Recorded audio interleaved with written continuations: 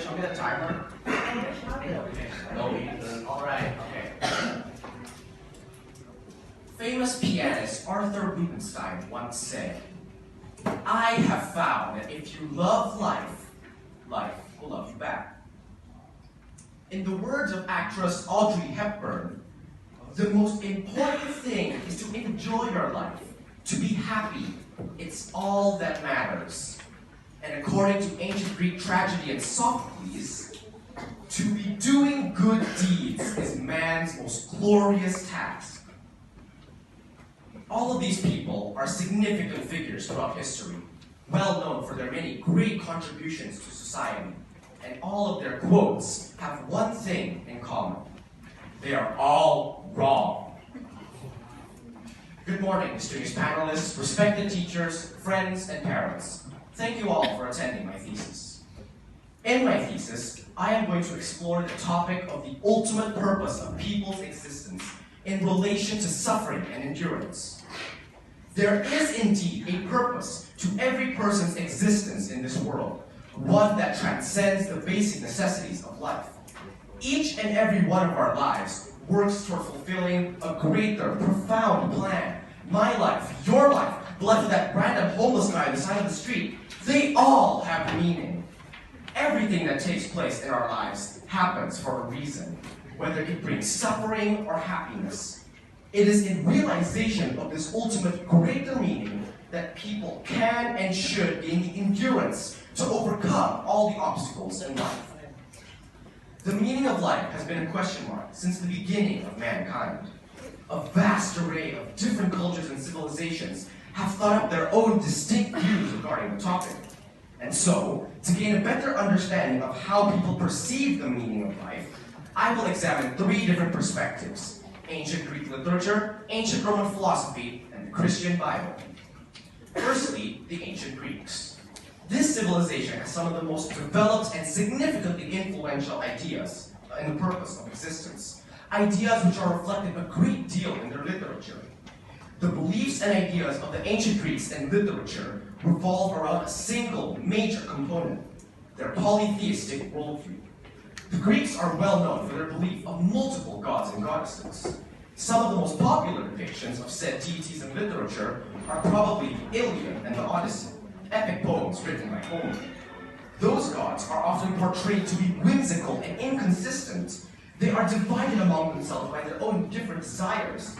In the Iliad and Odyssey, the gods interfere constantly as they please in the events of mankind. In fact, the gods' decisions and interventions in human lives had more of an impact on said lives than the humans' choices themselves. This signifies the Greeks' idea that they are living their lives at the whim of the gods, which essentially robs their lives of any real purpose other than for the satisfaction of their deities. Anything that happens in their lives, including suffering, has no real purpose. Suffering is also addressed a great deal in Sophocles' tragedy Oedipus Rex. The play portrays how each person has a particular fate which could be influenced by the gods. It tells the story of a man named Oedipus who is destined from birth to kill his own father and marry his mother. Thus, it held the idea that people's lives are essentially meaningless, as whatever they will do will ultimately result in their inevitable fate. Next, the ancient Romans. I will be addressing two significant philosophical ideologies in ancient Rome: Stoicism and Epicureanism. Both perspectives centered on the idea of happiness being the ultimate goal of life, though they had different approaches to accomplishing said happiness. According to Stoicism, the only thing worth living for are virtues. The Stoics believed that they could achieve happiness by following the divine will of nature, the expression of the gods. They viewed that by doing this, they could master themselves and gain inner peace, allowing them to accept whatever life threw at them, whether it be pleasurable or painful. Therefore, to them, pleasure and suffering are of no importance to gaining happiness and fulfilling life's purpose. In the perspective of Epicureanism, on the other hand, happiness is attained through pursuing one's own pleasure and goals in life. They held that in order to be happy, they had to be free from pain and hardships. Thus, They viewed that suffering was something sinister and had to be avoided in life. Finally, in order for one to gain insight on the purpose of existence, where better to look than the Christian Bible? The biblical perspective of the meaning of life revolves mainly around man's relationship with a single God, Yahweh. This God is unlike the gods of ancient Greece. He is a God who is transcendent, personal, and infinite. According to the Bible, humankind's ultimate purpose in life is to enjoy fellowship with this God. It is for that reason alone that we were created by God in the first place. This is most significantly shown by the fact that man is the only part of creation made in the image of God Himself. He chose to make us this way because He had a unique and special purpose in mind for us to have a relationship with Him. A truly meaningful fellowship with the Lord required the Creator to mold us in His likeness, designing us with similar characteristics to Him so that we could interact with Him. And thus, now, what does this have to do with suffering, you might ask? According to the Bible, adversity is a necessary requirement in fulfilling that purpose in life. Pain is a price for a greater reward promised by the Lord. Think about it this way. As Christians, we should recognize that in order to fulfill our purpose of fellowship with God, we must follow Christ. But we should also recognize that following Christ will bring us a lot of hardships for sure. However, all the adversity we experience will be for the purpose of fulfilling our meaning in life. And when we look back on our lives, it will all be worth it. James 1, verse 12. Thus, we must endure this suffering in hopes of fulfilling our purpose. Pain also helps one improve and develop spiritually and reminds them of God, which are parts of the path to fulfilling one's purpose in life. Romans 5, verse 3 to 4 says, "We glory in our sufferings because we know that suffering produces perseverance, character, and hope." Christianity is one of the only perspectives that gives suffering meaning, relevance, and meaning.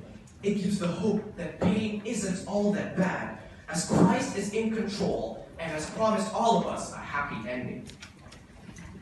Without pain, one could never truly appreciate the hope in life. In conclusion, every person's life has a meaning that transcends the temporary materialistic fulfillment of daily life. We should endure hardships not just because they can distract us from fulfilling our purpose, but because those very hardships actually play an integral role in said purpose.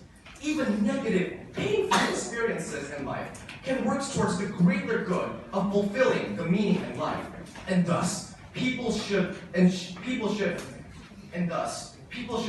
said sufferings and pursue this greater purpose.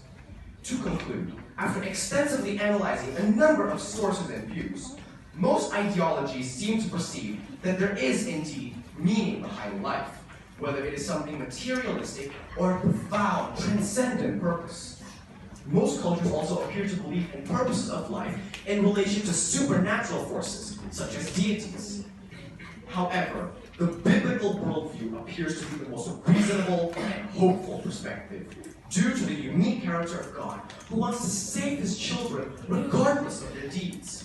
Suffering and endurance are also mostly seen to be rather relevant, integral parts of such a purpose.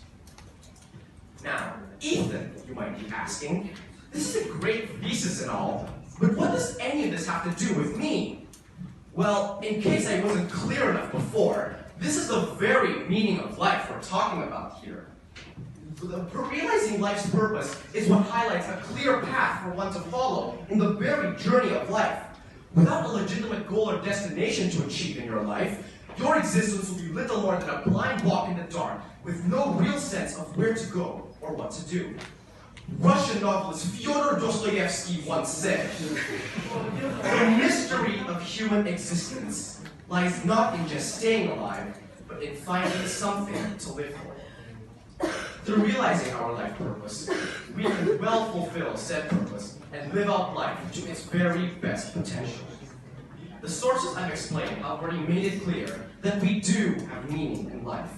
The question is, have you come to realize that very meaning yet? Thank you for listening. God bless you.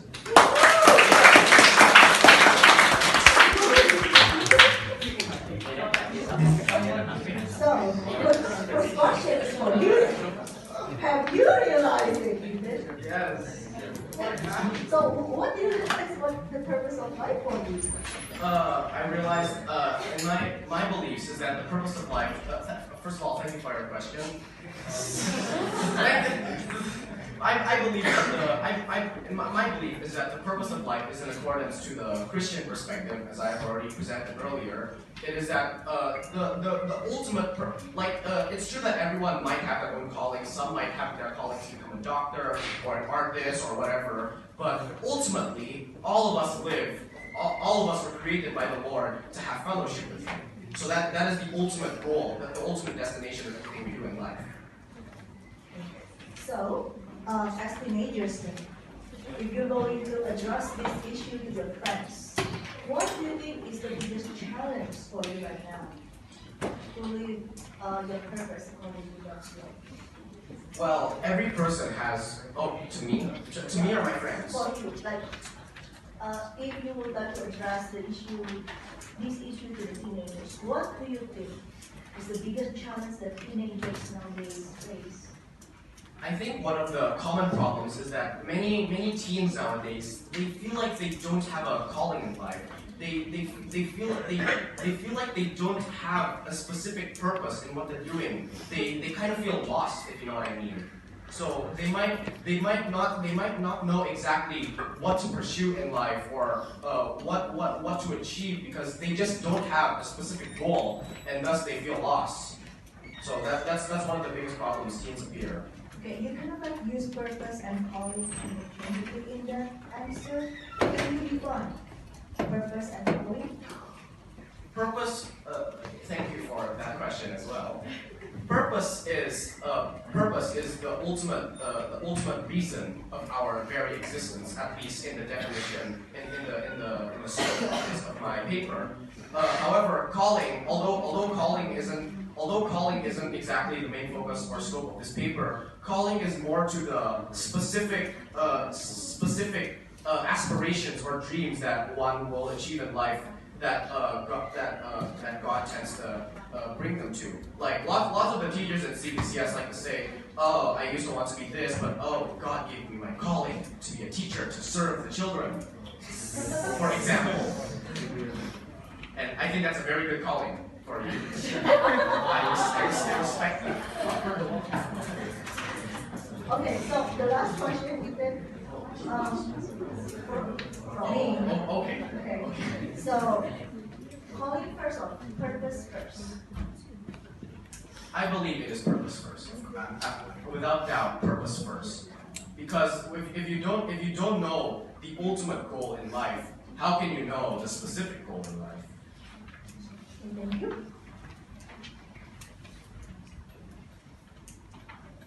Good.